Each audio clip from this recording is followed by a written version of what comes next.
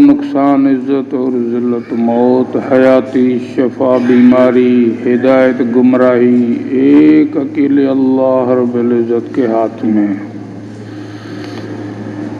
کائنات کا سارا نظام اس کے امر اور ارادے سے چل رہا ہے۔ یہ دن کا ہونا، پھر رات سے دن کا ہونا، سردی سے گرمی، گرمی سے پھر سردی، کبھی راتیں لمبی دن چھوٹے، کبھی دن لمبے راتیں چھوٹی۔ فرمایا اس پھیر گھیر میں عقل مند لوگوں کے لیے نشانیاں ہیں۔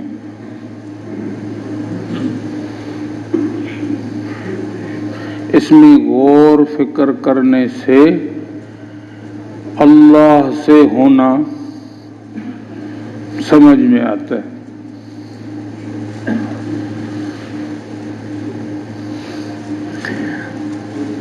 آدمی نظر سے جو ہوتا ہوا دیکھتا ہے کہ پیسے سے ہوتا ہے، مال سے ہوتا ہے، اسباب سے ہوتا ہے، بڑی ڈگری، بڑے منصب۔ میں نے عرض کیا کہ یہ سب مخلوق ہے۔ جو مخلوق پیدا ہونے میں اللہ رب العزت کے امر کی محتاج ہے، وہی مخلوق نفع اور نقصان دینے میں، عزت اور ذلت دینے میں، شفا، مختلف فائدے اور نقصان دینے میں اللہ رب العزت کے امر کی محتاج ہے۔ جو خود نہیں بنی وہ خود نفع اور نقصان نہیں پہنچا سکتی۔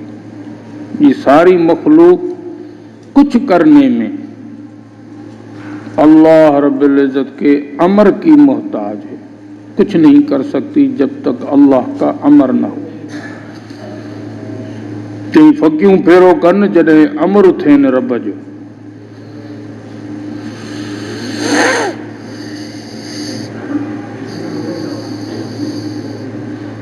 ایک اللہ والا،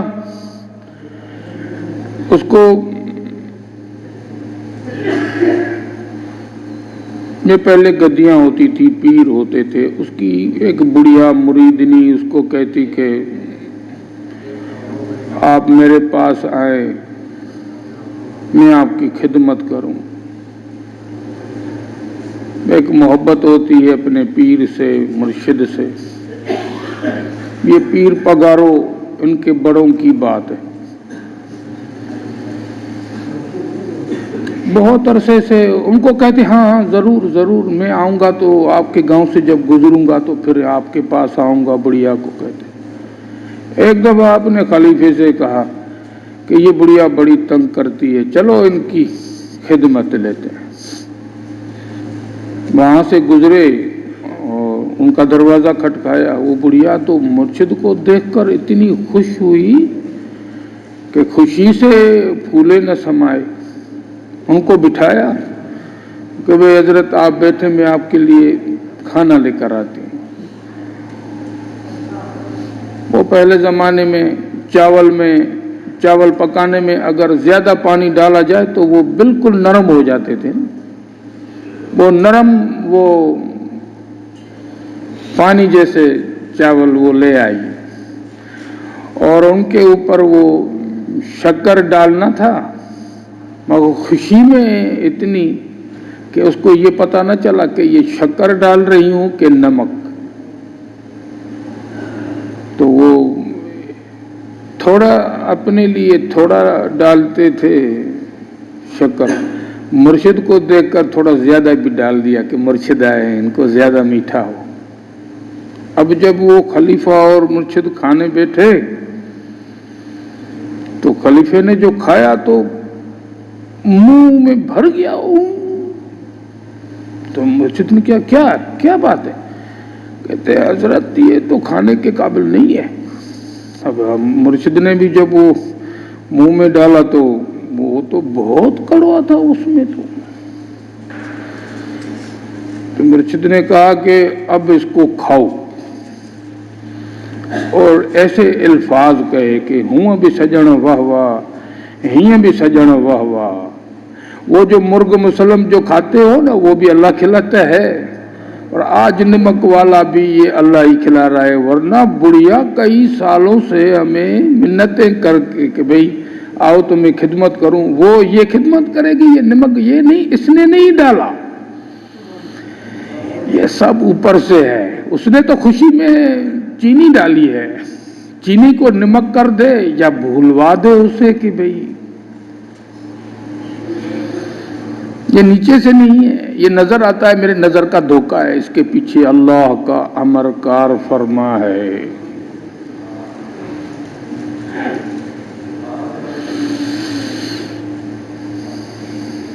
بنی اسرائیل ان میں سے اللہ رب العزت اپنے پاک پیغمبروں کو، نبیوں کو چنا کرتے،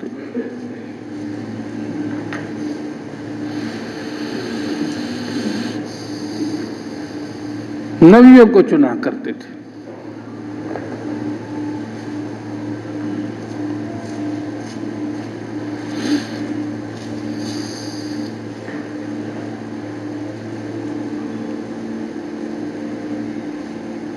یہ اتھرائے نبیوں کو نہ مانا، نبیوں کو ایذا دی،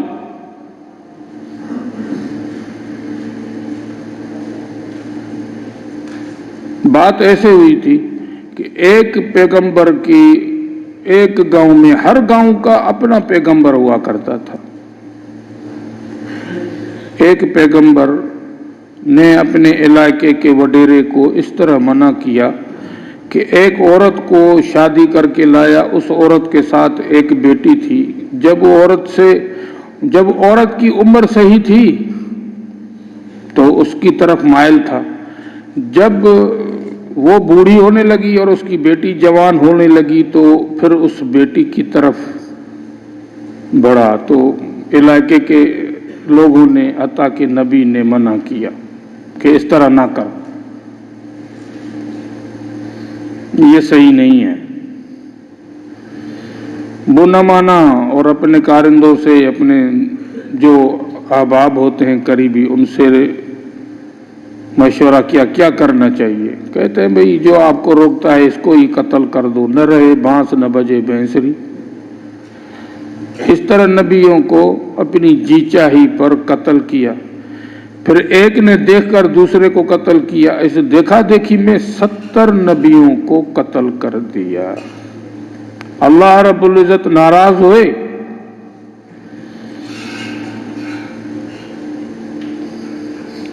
حضرت موسیٰ علیہ السلام کو اللہ کو لانا تھا، ایک سارا پروگرام تھا، ایسے علماء حضرات سے سنا کہ سورہ طٰہٰ کو اس کائنات کو بنانے سے 1000 پہلے پڑھا اللہ رب العزت نے، تو حضرت موسیٰ علیہ السلام اور حضرت موسیٰ علیہ السلام کے ساتھ فرعون، یہ پہلے کا بنایا ہوا اللہ رب العزت نے، تو حضرت موسیٰ علیہ السلام سے پہلے کے حالات،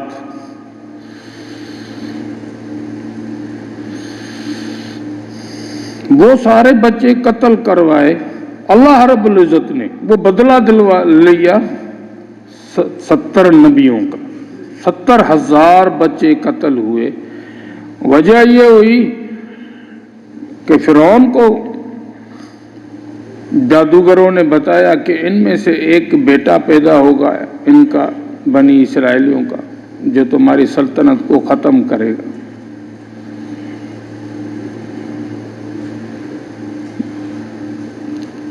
تو بھی کیا کرنا چاہیے کہ بھئی ان کے اندر جو نرینہ بچہ ہو اس کو قتل کرو، تو اس طرح 70,000 بچے قتل ہوئے جو موسیٰ نہ تھے۔ حضرت موسیٰ علیہ السلام کو اللہ رب العزت نے اپنے فضل اور کرم سے، ایک بڑا لمبا واقعہ ہے، بچایا اور فرعون کے گھر میں پلوایا،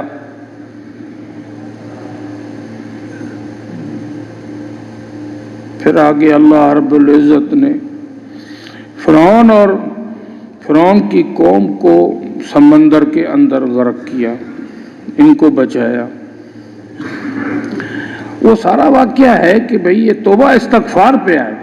حضرت موسیٰ علیہ السلام محنت کر کے اپنی قوم کو توبہ استغفار پر لائے کہ یہ فرعون جو تمہیں نظر آ رہا ہے، یہ فرعون تمہاری گناہوں کی نحوست ہے، یہ کچھ نہیں. تم توبہ استغفار کرو، اللہ رب العزت ضرور راستہ نکالیں گے. ان کی توبہ استغفار پر اللہ رب العزت نے ان کو نجات دلوائی اور ان کو ختم کیا. اب یہ سارا واقعہ مجھے اور آپ کو قرآن کے اندر کیوں؟ کہ اگر ہمارے اندر بھی ایسے حالات، آج مسلمان ساری دنیا میں پھنسا ہوا ہے، مختلف کرب و مصائب میں ہے. ہمیں نظر آ رہا ہے کہ یہ فلاں ملک والے، فلاں علاقے والے اور فلاں قوم والے، فلاں جو ہیں وہ ہمارے اوپر، تو بھئی ان کو مسلط کرنے والا، ان کی دل کو سخت کرنے والا کون ہے؟ اللہ. وہی فرعون کو کس نے مسلط کیا؟ اللہ رب العزت. اور ان کے اندر مختلف چالیں کس نے بھری؟ اللہ رب العزت نے. تو میرا اور آپ کا دھیان بجائے مخلوق جہاں سے ہوتا ہوا نظر آ رہا، یہاں سے نہیں ہو رہا، اس کے پیچھے اللہ کا امر کار فرما ہے، یہ ہمیں امر نظر آ رہا.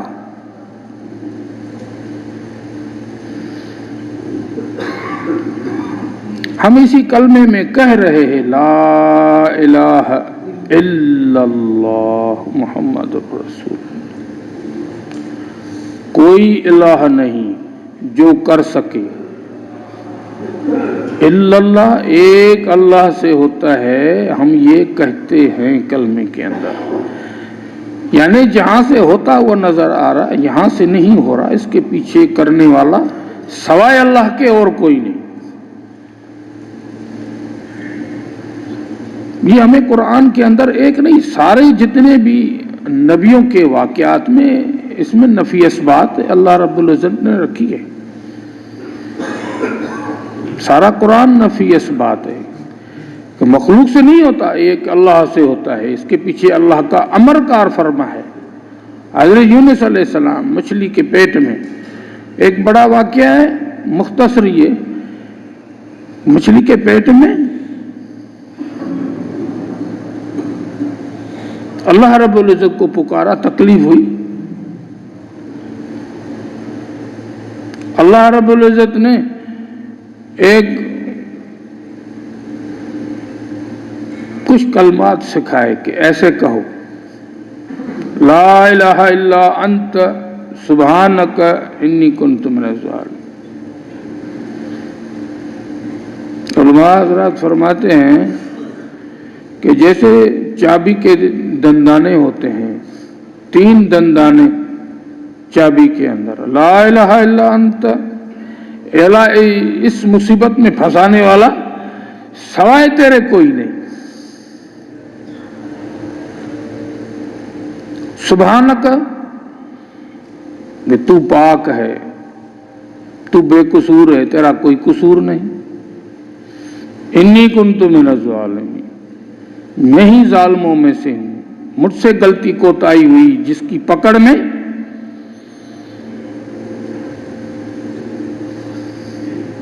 میں یہاں پھنسا ہوں. پھنسانے والا تو ہے، تو بے قصور ہے، میں ظالموں میں سے ہوں، مجھ سے غلطی ہوئی کہ تیرے حکم اذن کے بغیر ہی میں اپنی قوم کو چھوڑ کر یہاں چلا آیا، مجھے معاف فرما.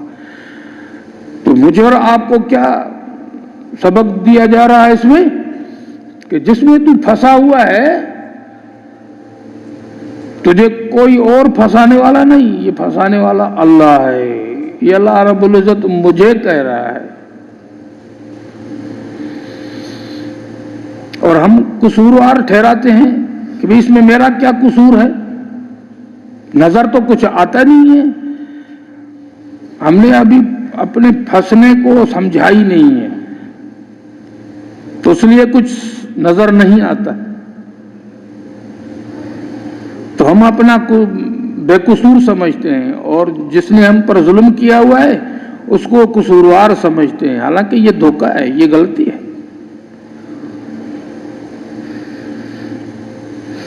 پر میں اس بات کو سمجھانے کے لیے انبیاء علیہ السلام آیا کرتے تھے، لوگوں کو یہ سمجھاتے تھے کہ اپنی غلطی کوتاہی، جس اللہ نے مجھ اور آپ کو جس مقصد کے لیے پیدا کیا ہے، اگر اس مقصد پر نہیں ہوں گے تو اللہ رب العزت ناراض ہوں گے۔ جیسے بھینس کا مقصد ہے دودھ دینا، اگر دودھ دینا چھوڑ دے تو مالک اس کو کسائی کے حوالے کر دیتا ہے۔ آج مسلمان کسائی کے حوالے کس نے کیا ہے؟ اللہ رب العزت نے۔ جیسے ایک بادشاہ کے بیٹے کو ایسا مارا جا رہا ہو جو ولی عہد ہو، یعنی کہ بادشاہ کے بعد اسی کو ہی بادشاہ ہونا ہے، اس کو پٹائی ایسے کی جا رہی ہو، نہ اس کے ہاتھ کا، نہ پاؤں کا، نہ آنکھ کا خیال کیا جا رہا ہو، تو دیکھنے والا یہ کہے گا کہ یا تو بادشاہ کی بادشاہی ختم ہے جو اس کو بچا نہیں سکتا، اس کے سامنے، بادشاہ کے سامنے مارا جا رہا، اور یا اس سے کوئی ایسی غلطی ہوئی ہے کہ بادشاہ اس کو خود پٹائی کرا رہا ہے۔ ایسے دو باتیں تو سمجھ میں آتی ہیں۔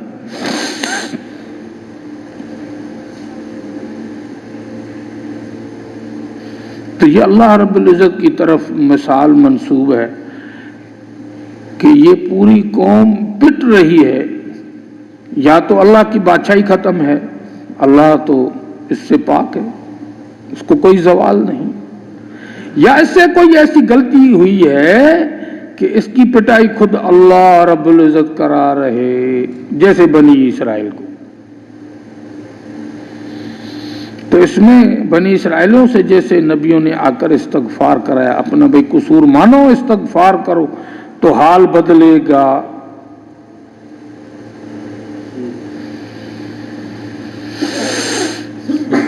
آج امت کیسے نکلے اس کرب مصائب سے؟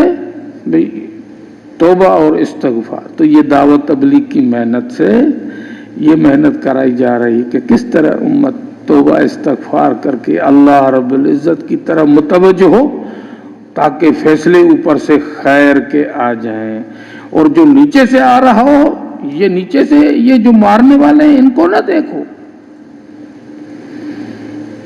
ایک آدمی کشتی میں چوری ہوئی اور وہ ذکر کر رہا ہے، تو وہ کشتی میں وہ بڑی قیمتی چیز تھی، کوئی ہیرا تھا یا کوئی اور، تو وہ تلاشی لے رہے تھے کہ بھئی فلاں سے فلاں سے فلاں سے۔ ایک آدمی کو اگر تلاش کرنے کے لیے آئے تو وہ تبتل ذکر میں ایسا اللہ کے ہاں مشغول کہ اس کو نیچے پتہ ہی نہیں چل رہا کیا کہہ رہے ہیں لوگ، ذکر کر رہا۔ انہوں نے کہا کہ بس یہی ہے چور، وہی تلاشی دو۔ اب وہ ذکر میں لگا ہوا ہے، کہتا ہے اچھا اب تو ذکر کر رہا ہے ابھی تو اس کو مارنے لگے، تلاشی دو، وہ ذکر میں لگا ہوا ہے۔ اب جو زیادہ تھڈے مارنے لگے اور گھوسے مارنے لگے اس کو کھولنے کے لیے اور اس کے تلاشی لینے کے لیے، تو وہ اللہ رب العزت کی طرف متوجہ ہو رہا ہے کہ یہ سب تو ہے، کہ تو مار کھلا رہا ہے، ورنہ ان کو کیا مجال ہے کہ یہ مجھے چھوئیں۔ ابھی کیا مار رہے ہیں؟ گھوسے اور تھڈے پاؤں سے۔ وہ مارتے رہے اس کو، یہ اللہ کی طرف متوجہ، ان کو روکا نہیں۔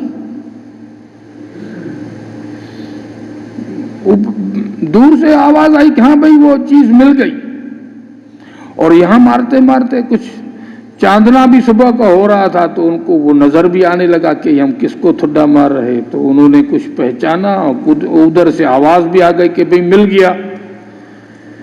تو اب جب ان کو دیکھا کہ بھئی وہ تو ذنون مصری رحمت اللہ علیہ تھے، بڑے اللہ والے، تو وہ پاؤں پڑنے لگے، معافی مانگنے لگے، پھر کہ حضرت ہم سے غلطی ہو گئی۔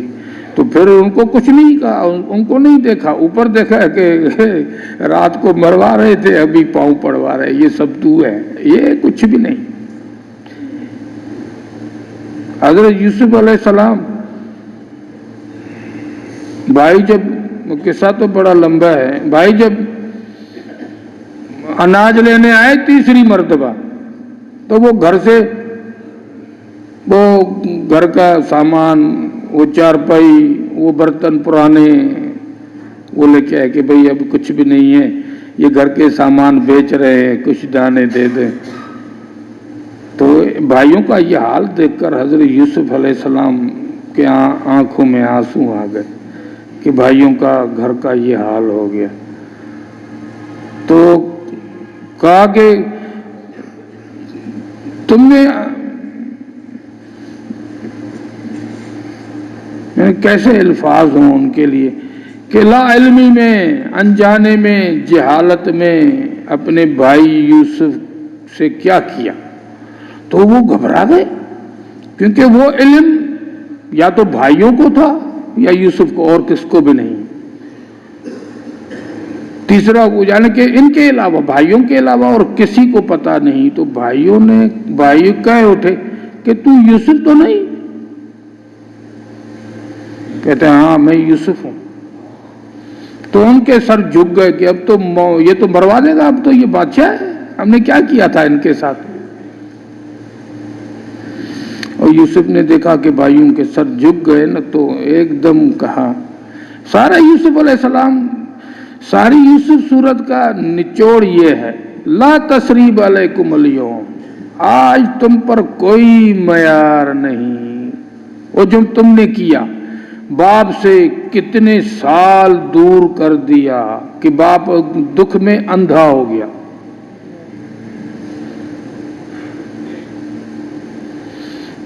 और मैं कितनी मार खा के कुएं में मौत के मुंह में चला गया, और वहां से निकलवाया तो आकर काफिले वालों ने मुझे बेचा बाजार मिस्र में, और फिर यतीमों की तरह पला, और तहमत लगी, जेल गया। ये सारी करबतें, मुसीबतें, अब भाइयों को ये कह रहा कि तुम्हारे ऊपर कोई मयार नहीं है। क्यों? कि तुम तो मुफ्त में इस्तेमाल हुए, इस्तेमाल करने वाला कोई और है। वो जो मैंने ख्वाब देखा था कि मुझे ये सितारे और चांद सूरज सजदा कर रहे हैं, वो ख्वाब कैसे पूरा होता। वो जब बादशाह हुए तो वो भाई और माँ बाप अदब का, यानी कि सर झुकाते हैं उस वक़्त, वो अदब का सजदा करते थे अपने बादशाह को। तो वो सारा किस्सा वो तो अल्लाह रब्बुल इज्जत ने पहले खींचा हुआ है, तुम तो मुफ्त में इस्तेमाल हुए। वो यहां तक लाना और ये सब पूरा करना, इसके पीछे ये प्रोग्राम था, ये अल्लाह ने बनाया हुआ था। इसलिए कहा कि तुम पर कोई मयार नहीं। तो आप सल्लल्लाहु अलैहि वसल्लम जब फतह मक्के में बैतुल्लाह के दरवाजे की दोनों दीवारों को, दरवाजों के चौखटों को पकड़ के कहा कि आज मैं भी वही कहूंगा जो मेरे भाई यूसुफ ने कहा था, ला तसरीब अलैकुम अल-यौम, आज तुम पर कोई मयार नहीं है। छोड़ दिया मक्के वालों को। हालांकि मक्के वालों ने क्या किया था, कितनी जंगें लड़ी थी, कितने सहाबा, चचा हजरत हमजा रज़ियल्लाहु तआला अन्हु और बड़े बड़े सहाबा की शहादत, और कितना तंग किया गया जंगे बदर में, जंगे उहद में, और कई कई मसाइब में। मगर क्या कहा कि तुम पर कोई मयार नहीं। मैं वो कहूंगा जो मेरे भाई यूसुफ ने कहा था कि तुम पर कोई मयार नहीं, ये तुमसे, तुम्हारी तरफ से नहीं हो रहा, इसको करने वाले कौन है? अल्लाह। फरमाइए ये मेरा और आपका जितना हमें इस बारे में, जितनी हम बात ये अल्लाह से करना, मखलूक से नहीं होना। दावत देकर लोगों को समझाएंगे तो दूसरों को समझाने में अपना समझना छुपा हुआ है। अगर मैं चाहूं कि ये मेरे बात समझ में आ जाए, तो दावत देकर लोगों को ये समझाना होगा कि नीचे से नहीं हो रहा, अल्लाह से हो रहा है, तो अपने को समझ में आएगी। दावत देने से, ये एक दफा बयान सुनने से, एक दफा बात करने से ये काम नहीं चलेगा। बार बार इसकी दावत देनी होगी। अल्लाह से होता है, अल्लाह के गैर से नहीं होता। ये समझाना पड़ेगा। جتنا لوگوں کو سمجھائیں گے اتنا اپنے سمجھ میں آتا جائے گا. تو یہ نفی اثبات اپنے سمجھانے کے لیے، اپنے کرنے کے لیے.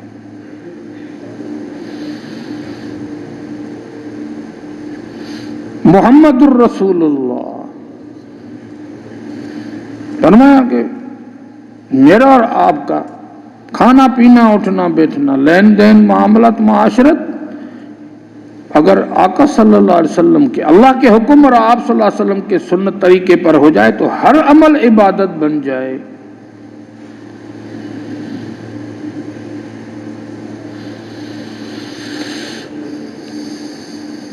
فرعون کے لشکر میں ایک آدمی حضرت موسیٰ علیہ السلام کی نقل کرتا تھا، اسی طرح جبہ پہن کے، اسی طرح وہ داڑھی لگا کے، اور اسی طرح ان کا امامہ باندھ کے اور لاٹھی ہاتھ میں لے کر وہ جذباتی طریقے سے وہ ہلا کے اس طرح وہ ان کو، اب وہ سارے ہنستے تھے فوجی. پھر ان کو وظیفہ ملتا تھا گورنمنٹ کی طرف سے کہ بھئی یہ مذاق مزاحیہ اور ہمارے فوجیوں کو ہنساتا ہے، انٹرٹینمنٹ ہوتی ہے ان کی، تو لہٰذا ان کو وہ کچھ پیسے بھی مل جاتے تھے، الاؤنس وغیرہ. حضرت موسیٰ علیہ السلام دیکھتے تو بڑے غصہ آتا کہ یہ میری نقل کرتا ہے، اور وہ بڑا غصہ ہوتا تھا. یوں سمجھو کہ بھی پہلے اس کو ماروں گا اگر موقع ملا، یہ میری نقل کرتا ہے. اور لوگ بھی کہتے سر یہ ایسے وہ اچھا نہیں لگتا یہ. اور جب عذاب آیا تو وہ بچ گیا. حضرت موسیٰ علیہ السلام نے جو دیکھا کہ تو اللہ کی طرف متوجہ ہوئے کہ یا اللہ یہ تو مجھے بڑا تنگ کرتے تھے، اب یہ بچ گیا. کہ موسیٰ جب یہ تیری نقل کرتا تھا تو ہمیں بہت اچھا لگتا تھا، تو بھائی جو دشمنی کر کے نقل کرے تو لگے اچھا، وہ بھی بنی اسرائیل اور میں اور آپ محمدی. آپ صلی اللہ علیہ وسلم کی محبت میں امام الانبیاء کی سنت سے کریں گے پیار، اپنائیں گے تو اللہ کو کتنے پیارے لگیں گے. تو میرا ہر کام سنت کے مطابق ہو. حتیٰ کہ ایسے سنا کہ اگر الٹے پاؤں داخل ہونا ہے بیت الخلا میں، اب سیدھا پاؤں داخل ہو گیا تو بھئی ہم پیچھے ہو جائیں تاکہ عادت برقرار رہے کہ ایسے داخل نہیں ہونا، پیچھے ہو کر پھر الٹے پاؤں سے، تاکہ بھئی اپنے آپ کو ٹھیک کرنے کے لیے کہ بھئی ایسے نہیں ایسے. تبھی ہمیں سکھایا گیا ہے کہ اگر بسم اللہ وعلا برکت اللہ بھول جاؤ کھانے میں تو بھئی پھر کہو اول ہو آخر، تاکہ بھئی یہ مجھے ایسے نہیں ایسے کھانا چاہیے. میں اور آپ اپنے آپ کو ٹھیک کرتے رہیں، اپنے آپ کو یہ کہ بھئی میرے اندر کمی ہے، اس کمی کو دور کرتے رہیں تو ہمارا ہر عمل تاکہ سیدھا ہوتا جائے گا. اللہ کی مدد شامل حال ہوتی جائے گی. ماشاءاللہ عصر سے مغرب سے بات یہی ہو رہی ہے کہ میری اور آپ کی زندگی اور کامیابی اللہ کے حکم اور آپ صلی اللہ علیہ وسلم کے سنت طریقوں پر چلنے میں ہے. اور بھائی فرمایا کہ بھائی وَاسْتَعِینُوا بِالصَّبْرِ وَالصَّلَاةِ، مدد چاہو اللہ رب العزت سے، پہلے صبر کرو، پھر نماز پڑھ کے اللہ رب العزت کی طرف متوجہ کہ یہ مصائب تکالیف کہاں سے آ رہی ہیں؟ اللہ کی طرف سے. اس پر صبر کرو، استغفار کرو، صبر کرو. اب اس کا بدلہ لینے ایک آدمی جہاں سے تکلیف آئی اس کے پیچھے مت پڑ جاؤ. پہلے حکم ہے صبر کرو، تکلیف آ جائے صبر کرو، صبر کا حکم ہے. اب صبر میں وہ چھپا ہوا ہے کہ یہ اللہ کی طرف سے، اس میں دھیان کرو، جہاں سے ہو رہا ہے یہاں سے نہیں ہو رہا، پیچھے اللہ کا امر کار فرما ہے. یہ نظر کا دھوکہ ہے، یہاں سے نظر آ رہا ہے مجھے. نماز پڑھو، اللہ کی طرف متوجہ ہو جاؤ کہ بھئی غلطی کہاں سے ہوئی کہ یہ پکڑ آئی. پنکچر لگانے والا ہوا نہیں بھر دیتا. ایک آدمی لے آئے پنکچر سائیکل، تو اس کو کھول کے اس میں پھر ہوا بھر کے پھر اس کو دے دے، چلو بھائی، نہیں بھائی، وہ پہلے اس کو ہوا بھرنے سے پہلے اس میں پنچر ڈھونڈتا ہے، ہوا ڈال کے پنچر تو ڈھونڈو کہ یہ جو مصیبت آئی ہے یہ کیوں آئی ہے۔ آدمی ٹھوکر کھاتا ہے تو پیچھے مڑ کے دیکھتا ہے کہ کس میں ٹکرا کے ٹھوکر آئی، یہ تکلیف مجھے کیوں آئی ہے۔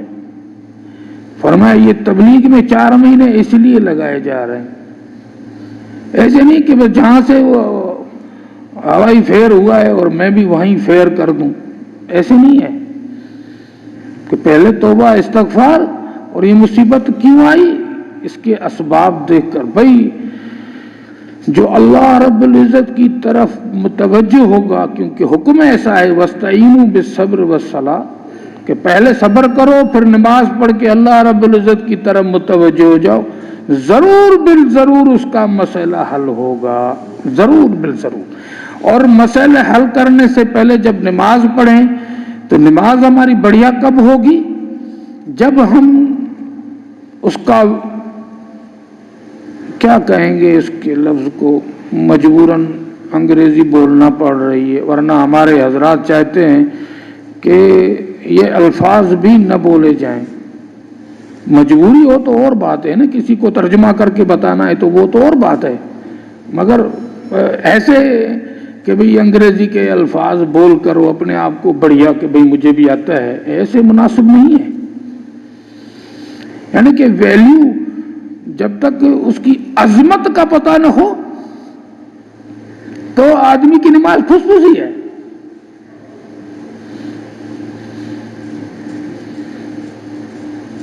نماز سے کیسے ہوگا، سارے مسائل کیسے حل ہوں گے جب تک جس سے مانگ رہا ہوں اس کا پتہ ہی نہیں ہے کہ وہ کتنی قدرت رکھتا ہے، کس کے آگے کھڑا ہوں، وہ کیسے سنتا ہے، کیسے میرے حالات کو بدلے گا۔ ہم تو اسباب سے بدلنا کو سمجھ رہے ہیں، اللہ رب العزت خود فرما رہا ہے بل تؤثرون الحیات الدنیا، تم نے دنیائی زندگی کو ترجیح دے رکھی ہے۔ اور صحابہ کر رہے ہیں، کہہ رہے ہیں، امام الانبیاء کی زبان سے یہ بات جاری ہو رہی تو صحابہ کہہ رہے ہیں ہاں واقعی ہم نے دنیا کی زندگی کو ترجیح دی ہے، ہم تو پتہ نہیں کہاں ڈوبے ہوئے ہیں۔ جب ترجیح دنیا کو دی ہوئی ہے تو پھر اللہ رب العزت کی طرف کیسے ہم متوجہ ہوں گے۔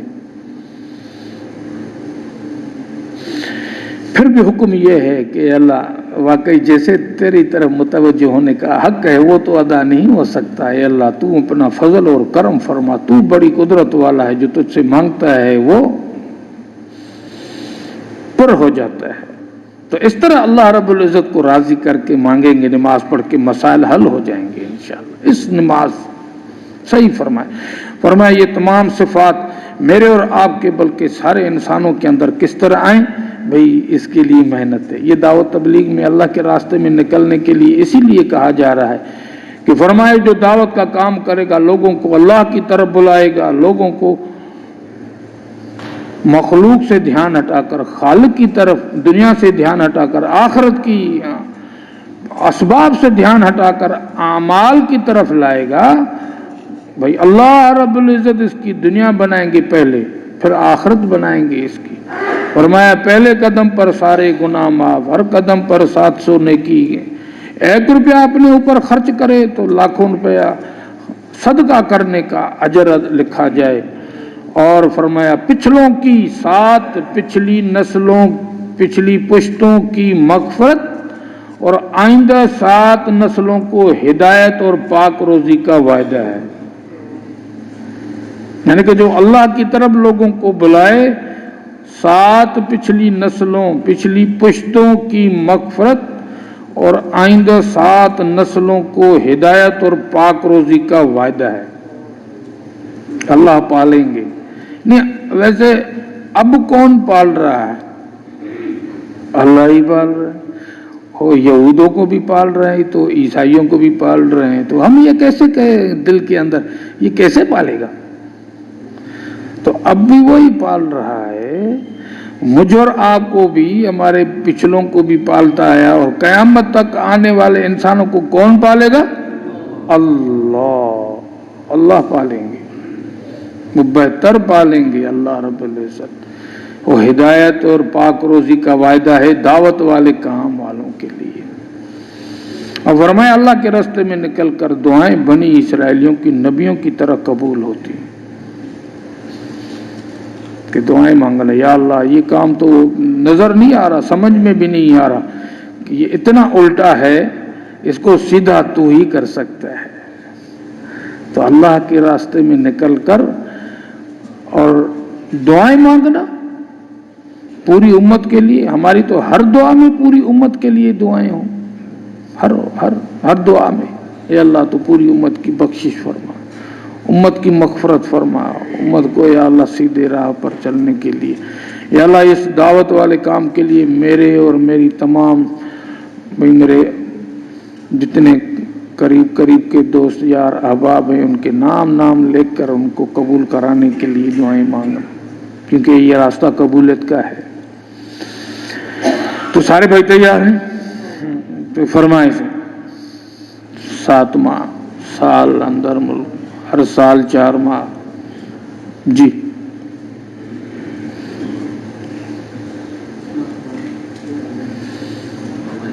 اللہ قبول فرمائے, اللہ آسان فرمائے. جی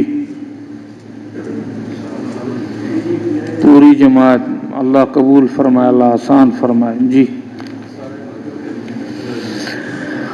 اللہ قبول فرمائے, اللہ آسان فرمائے.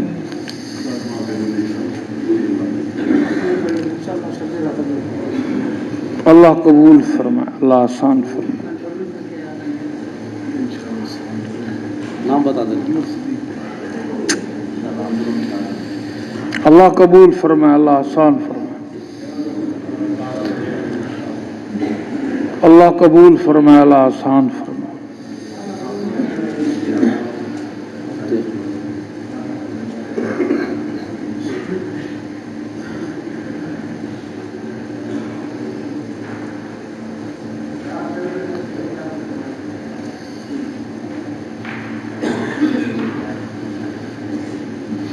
اللہ قبول فرمائے, اللہ آسان فرمائے.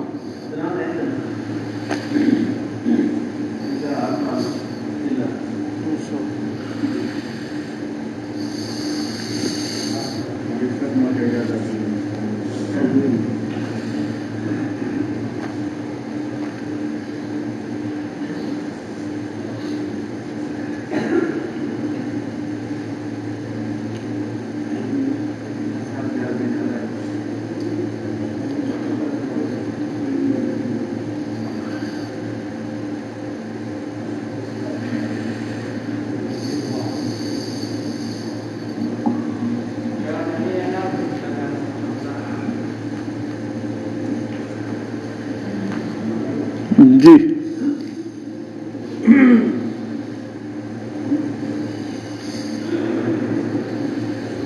جی بھائی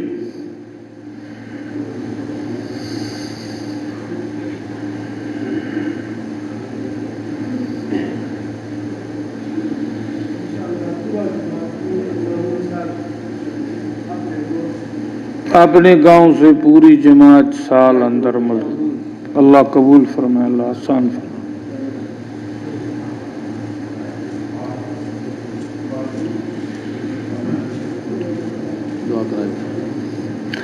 اب باقی مقامی لوگ مان دوستن کے گزارش ہے جماعتوں آیا لہن بھائی جان جہیں جہیں علاقے جہیں مسجد جے قریب جماعت آئے بھائی ان کی خوب نصرت ہوئیں دوستن کے میل ملاقات ان کی ترتیب بنائیں دا سے انشاءاللہ جماعت وارا بھی خوش رہندا پانچی مسجد علاقے جو کم بھی ودن دو سب کوشش کندا سے نا سے درود شریف.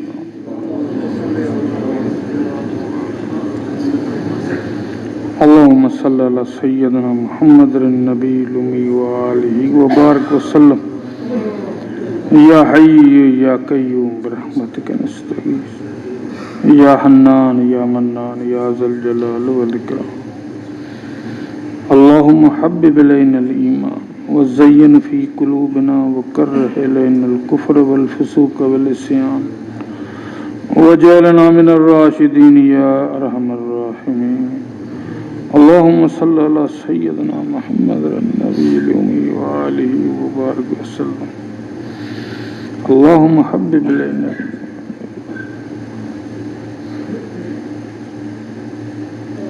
لا الہ الا انت سبحانک انی کنت من الظالمین یا اول الاولین ویا آخر الاخرین ویا ذا القوة المتین ویا راحم المساکین ویا ارحم الراحمین انت ولی فی الدنیا والآخرہ توفنی مسلما والحقنی بالصالحین ربنا آتنا فی الدنیا حسنة وفی الآخرة حسنة وقنا عذاب النار وادخلنا الجنة مع الأبرار یا عزیز یا غفار وصلی اللہ تعالی علی خیر خلقہ محمد وآلہ اشراق کا ٹائم ہو گیا ہے پڑھنے ہمارے ساتھی جو پٹ کرام